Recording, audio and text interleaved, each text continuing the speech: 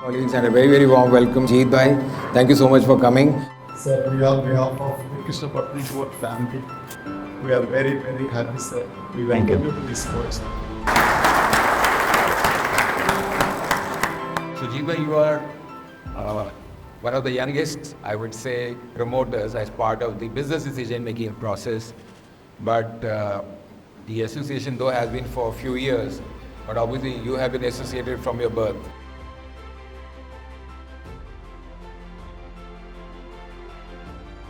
But I'm sure at certain time would have come in your life where you really thought that, yes, this is something big and I'm part of it. Any sort of incident, narration, any early life experience which really said that we are trying to make it really big in country or at a global level? While growing up, I never realized what we were doing, to be very honest. Even though when I was young, I would keep going to office, drop in on dad's meetings, but never really realizing what exactly is going on. Where, the family, all of us, we went to this lady's house for dinner. Honestly, that was the most eye-opening experience for me because it's the first time I realized how big and deep an impact we make in people's lives. And the first time it occurred to me what kind of responsibility that we have. What do you think really has been the sort of DNA which has just kept us going from one miles to another, and maybe we have become so huge? Fundamentally our culture is that of never letting go of opportunity. The way I've seen that we take opportunity and squeeze it to the maximum. Make sure that we won't rest until every single thing has been achieved. I think that's fundamentally what I feel has kept us growing. I mean, if you look at back when, how did ports start? It was a disaster which led to an opportunity. That honestly does take a lot of guts because that is a big risk. But I think that's what we are. I mean, we are nothing but courageous. We always try something new. We fail sometimes. We learn from our mistakes, but we keep moving. We never fail to try. I feel often at times we are very contrarian, that we go and do things which people normally say that ये तो नहीं होगा, it never is done this way. So we don't shy away from taking that stance and saying, okay, क्यों नहीं होता? Why can't we try doing it in a different way? We go down to fundamental logic and say, okay, if the logic makes sense, why not in a different way?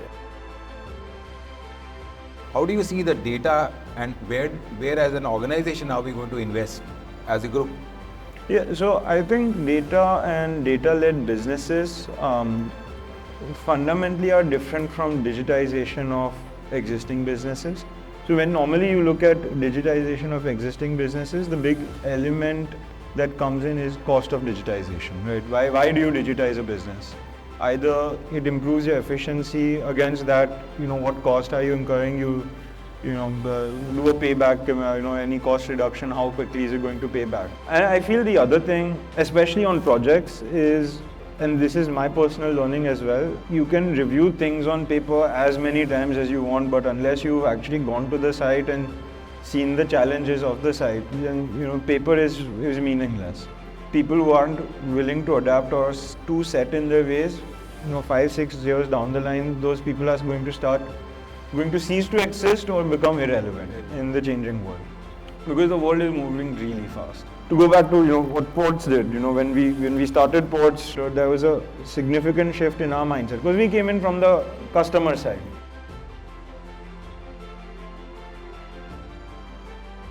Any sort of message you think these leaders should be focusing at in terms of how do they see the next few years? How should they be investing time? What sort of learning opportunities or experiences they should be aiming at? The most important thing, at least, and this is the philosophy I also live by, is I would never stop learning, never consider myself an expert at anything. Listening is the most important thing. So whenever, even if you're having an argument with whomever there is, but if you take a stand and let your ego take over and stop listening, then you failed as a leader. To be a good leader, first you need to listen and then, take a decision. Invest in people. If you have good people, they'll be there with you in the worst of times. In the good times, everyone's going to go along, but you really need people with you in times when times are tough. Not just professionally, but have a personal connect with your team. When times turn rough, people will run away. and that's the last thing that you want at a time where you may be going through a crisis personally, professionally, your business might be going through something, but the last thing you want is, a lack of support. I would say is the most important thing. Ultimately, I also believe businesses are made by people. It's not, it's not just money that runs business.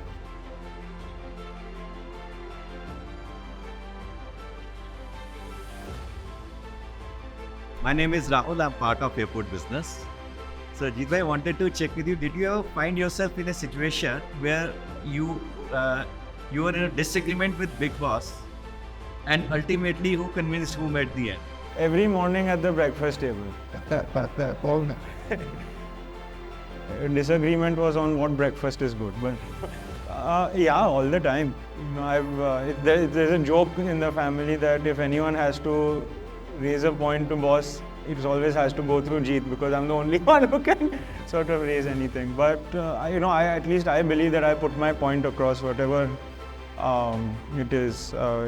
And yeah, lots of times there's been disagreements, and normally it works both ways. I mean, sometimes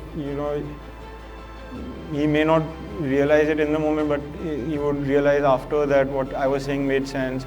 Sometimes I would realize, heat of the moment nikal jata, uske baad I would think and then realize, okay, what he said made sense. My question is this, we have many businesses that grow, but you have some passion over some particular business, or you would like to have something new and something doing in your mind? See, I'm a systems engineer by education, so I normally like digital. I'm also training to be a pilot, so I like airports business also. And I failed in chemistry, which is why I also really like petrochemicals business. Honestly, for me personally, technical businesses are where thermal power, for example, chemicals, copper. That's something which drives my interest more. I'm not too afraid to get into technical details, be it process plants or whatever it is. Honestly, anything that's technical really excites me. I can spend hours till late night just sitting, trying to understand what we're doing, trying to work out. If there's any problem we're facing, with engineering, I enjoy it. My question is regarding what do you see the core competence or capability when you hire a leader? Attitude. I felt that if someone has unbelievable, he's like the smartest guy, he or she is the smartest guy in the world, but has a horrible attitude, that can destroy a business. Don't work well with team, don't work well, trying to achieve what the vision is. I think that sort of cultural, behavioral fit is more important. And really in the long term, that's what helps. That's at least what I feel. That's what I look for. And as a business, yes, we want to also focus on sustainably growing the business, not investing too much in things which are only strategic but not profitable. So look, keep on balancing that. This is Rajesh Ranjan from Adani Foundation. Just I would like to know what is the way you perceive the engagement of community with the business for the long-term sustainability of both the community and the society, I mean the business and the society. I feel businesses can't survive if you don't engage with the community. If you don't take the community along with you, if you don't empower them and do you work along with them, you won't survive. Long term bhi nahi, short term bhi survive nahi kar payenge. And that's why it's important. I mean, everywhere. Ab city mein ho, rural area mein ho, developed or underdeveloped, there's always people you have to and should work with. And that's the only way we can survive. So I feel that there must have been situations in your career where the young energy might have been contradictory to the experienced ideas and their ideologies. So has there ever been such a situation, and if there has been a situation, then how have you dealt with it? I think it's also maturity. As young as we are, we don't have that same level of maturity to understand. And it's important to develop it, to understand other people's point of view. And at the same time, I feel it's good to argue with everyone. You should never be afraid of arguing, but never lose respect. So I mean, people are where they are because of their capabilities, their experience, and it's important to respect that. But at the same time, काम निकालना होता है, तो you should know how to navigate that. You should, anytime you walk into a meeting, you should know that what do you want as an outcome, and then it's your sort of ability to navigate the conversation in a way that your outcome comes out. So how do you define success?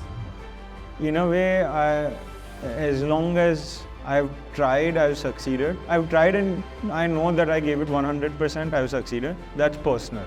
If I feel like I've failed, if I felt even that 1% I could have tried a little more and maybe it could have happened, then I've automatically failed. Success is for yourself.